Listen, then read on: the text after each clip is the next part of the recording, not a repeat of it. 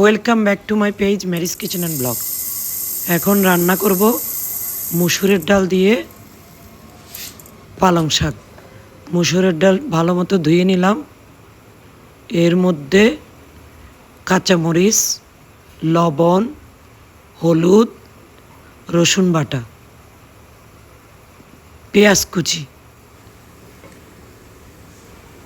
দিয়ে দিলাম। ডাল সিদ্ধ হওয়ার জন্য অপেক্ষা করছি। ডাল সিদ্ধ হলে পালং শাক দিয়ে দিব।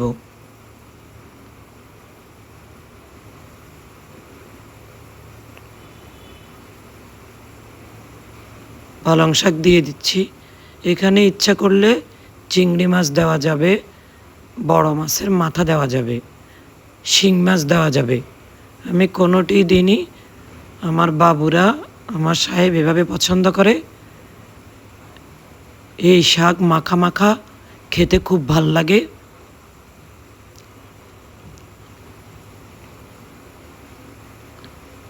এরপর শাকগুলো ভালো মতো ডালের সাথে মিশিয়ে দিচ্ছি।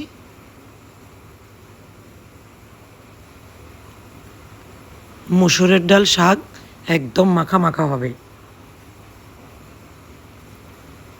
শাক পুরোপুরি সিদ্ধ হয়ে গেলে সরিষার তেলের মধ্যে বেশি করে রসুন কুচি, পেঁয়াজ কুচি দিয়ে বাগার দিয়ে দিতে হবে।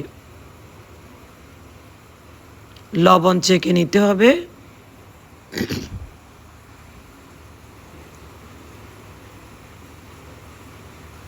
শাক সিদ্ধ হওয়ার জন্য অপেক্ষা করতে হবে।